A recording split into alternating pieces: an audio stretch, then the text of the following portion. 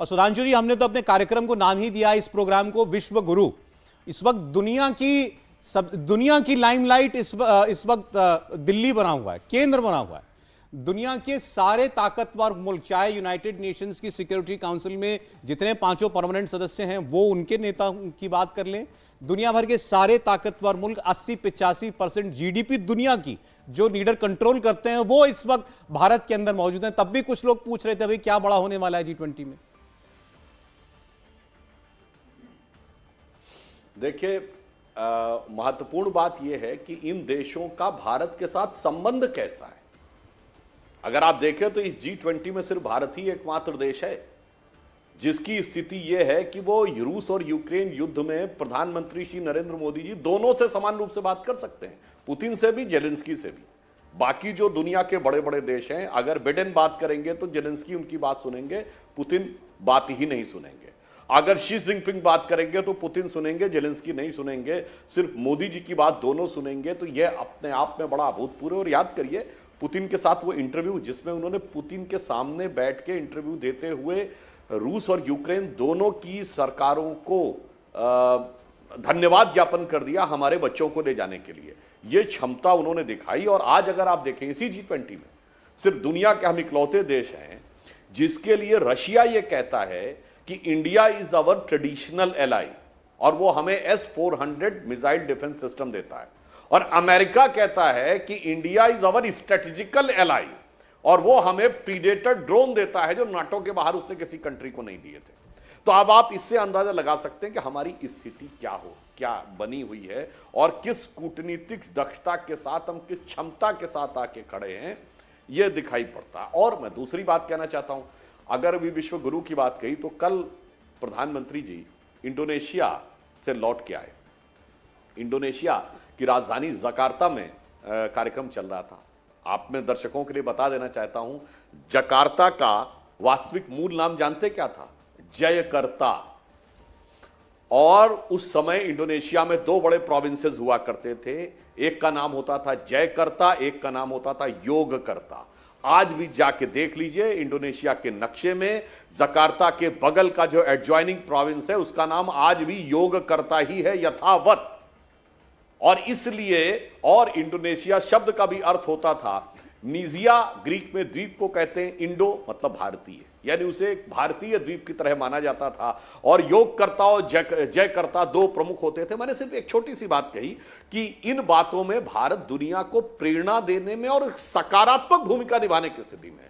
मैं किसी भी देश से तुलना नहीं, मतलब नाम नहीं लेना चाहता। कुछ देश उभर रहे हैं दुनिया में, ऐसा प्रतीत होता वो डोमिनेट करने की कोशिश कर रहे हैं। हम उभर रहे हैं तो हम मोटिवेट करने की कोशिश कर रहे हैं। और एक और मैं उदाहरण देना चाहता हूं, अभी बांग्लादेश की प्रधानमंत्री शेख हसीना जी के साथ द्विपक्षीय वार्ता का आप लोग विजुअल दिखा रहे हैं, तो इससे एक और चीज याद आती है। भाई एक पड़ोसी हमारा बगल का है पाकिस्तान और एक बांग्लादेश। बांग्लादेश को G20 में स्पेशल इन्वाइटी के रूप में बुलाने की स्थिति तो बनी, यानी कहां ये पिंड छुड़ाकर पाकिस्तान से आज बांग्लादेश पाकिस्तान से तो कहीं बेहतर स्थिति में पहुंच गया। आप सोचिए, ये इस बात को दर्शाता है कि कट्टरपंथ और इर्रेशनल थिंकिंग आपके देश को कहां ले जा सकती है। मैं ये नहीं कहता कि बांग्लादेश में सब कुछ बहुत अच्छा, मगर कम से कम पाकिस्तान के मुकाबले कुछ कम था। और दूसरा, विनम्रता से हमारे यहां अंदरूनी राजनीति करने वाले लोगों के लिए मैं पूछना चाहता हूं, शेख हसीना जी तो मुस्लिम कंट्री की प्रधानमंत्री हैं, तो मुझे हिजाब में तो नहीं दिख रही हैं इस विजुअल में, न बुरके में दिख रही हैं। जो यहाँ पे छाती ठोकने लगते थे कि हमारा लीगल राइट है और हमें दबाया जा रहा है, हमें ये किया जा रहा है। मैं दिखाना चाहता हूं भाई, ये आपके लिए कहीं पर भी कोई धार्मिक स्वतंत्रता का विषय नहीं, ये शुद्ध राजनीति का विषय था। इसीलिए आप देख लीजिए जो मुस्लिम देश है उसकी प्रधानमंत्री जिस रूप में दिख रही, नहीं, हम उससे ज्यादा बनना चाहते हैं। इसलिए मैं कह रहा हूं कि हमारे भारत के नेताओं को देखना चाहिए कि दुनिया में भारत कहां पहुंच रहा है और आंखें खोलिए और देखिए कि दुनिया का नजारा कितना भारी बदला हुआ है और कितना बड़ा बदलाव हमें विश्व में इस समय नजर आ रहा है। जफर साहब हैं हमारे साथ। अभी दुनिया के बहुत सारे मुल्कों का दौरा इन्होंने किया, खास करके मुस्लिम वर्ल्ड में कई देशों में ये गए थे और वहाँ इनसे खूब सवाल हुए होंगे जफर साहब से भी, भारत में कैसे मुसलमान परेशान किए जा रहे हैं, शायद बुर्का पहनने में दिक्कत होती है लोगों को यहाँ पे। देखिए, वो क्या होता है आजकल सोशल मीडिया का ज़माना है, व्हाट्सअप, तो वो कोई हमारे यतीन आनंद साहब हैं या वो धर्म संसद में कुछ बोलते हैं तो वो वीडियो चलती है। तो ये सवाल मुझे लोगों ने पूछे वहाँ पर, तो मैंने कहा कि यार देखो ये ना वो वहाँ बेचारे जो लोग हैं दुनिया में, अब अरेबिक सबटाइटल भी चलते हैं, तो उनको लगता है कि हिंदुस्तान में तो मुसलमान बिछड़ा हुआ है, बिल्कुल हिंदुस्तान में मुसलमान तो बाहर निकल नहीं सकता, वो घर से सफ़र नहीं कर सकता। तो मैंने कहा यार आप मुझे एक बात बताओ कि 20 करोड़ मुसलमान हिंदुस्तान में, अगर उनके साथ ये होता तो वो तो जी ही नहीं सकते। और मैं एक उदाहरण देता था हमेशा कि इस मुल्क में बल्कि तबलीग जमात का जो काम जितना हिंदुस्तान में होता है दुनिया के किसी मुल्क में नहीं होता, इवन पाकिस्तान में नहीं होता। तो मैंने कहा लोगों से कि मैं आपसे जब बात कर रहा हूँ अभी इस वक्त कम से कम 15 से 20 हज़ार तबलीगी किसी न किसी शहर के अंदर, बस में, ट्रेन में, प्लेटफॉर्म पर, बस अड्डे पर कहीं ना कहीं होंगे। और वो एक टिपिकल होते हैं, कुर्ता पजामा टोपी, एक जमात की शक्ल होती है, नमाजें साथ में पढ़ते हैं। तो अगर ये जो आप बता रहे हो अगर ये ऐसा होता है, मुसलमान के खिलाफ अटैक होता है, तो सबसे पहले तो उनका होना चाहिए, रोज़ 2-4 किस्से तो आने ही चाहिए।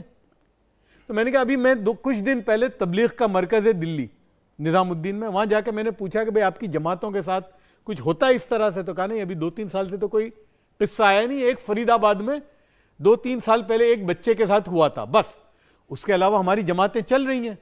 तो मैंने कहा कि भाई अगर ये हो, और मैंने कहा मैं एक कारोबारी जगह से आता हूँ, मेरा खुद का कारोबार है, मेरे सप्लायर जो हैं पीछे, इसलिए कि मैं हमारी फैक्ट्री हम लोग मैन्युफैक्चर करते हैं इंडस्ट्रियल वाल्व्स, मेरे सप्लायर जो हैं 95% हिंदू हैं जिनसे मेरा माल आता है, रॉ मटेरियल। आगे मेरे यहाँ जो काम करने वाले हैं ज़्यादातर जो मिस्त्री हैं वो हमारे यहाँ गुजरात में एक पंचाल कौम है जो बॉर्न आर्टिजन होती है, गुजराती हिंदू होते हैं। तो मैंने कहा मेरे यहाँ ज़्यादातर मशीन को चलाने वाले वो हैं पंचाल, तो वो क्यों आएंगे मेरे यहाँ? आगे मेरा जो माल जाता है वो 99% हिंदू खरीदने वाले हैं, तो आता भी है हिंदू से, बीच में भी हिंदू है, आगे भी। और ऐसे कम से कम 1000 से ज़्यादा बिजनेस हाउसेस तो अहमदाबाद में है। तो मुसलमान, मैंने कहा आप बनारस चले जाइए, वो एक जो बनता है जो कपड़ा और वो जो, तो कम से कम वो 2-3 हाथ चलते हैं, 2 एक हिंदू के होते हैं, आगे 2 मुसलमान के होते हैं। तो फिर अगर ऐसा जो आप बता रहे हो अगर ऐसा होता तो फिर इस मुल्क के अंदर मुसलमान तो जी ही नहीं सकता। वो इसलिए जी रहा है और इसलिए पनप रहा है क्योंकि ऐसा नहीं है।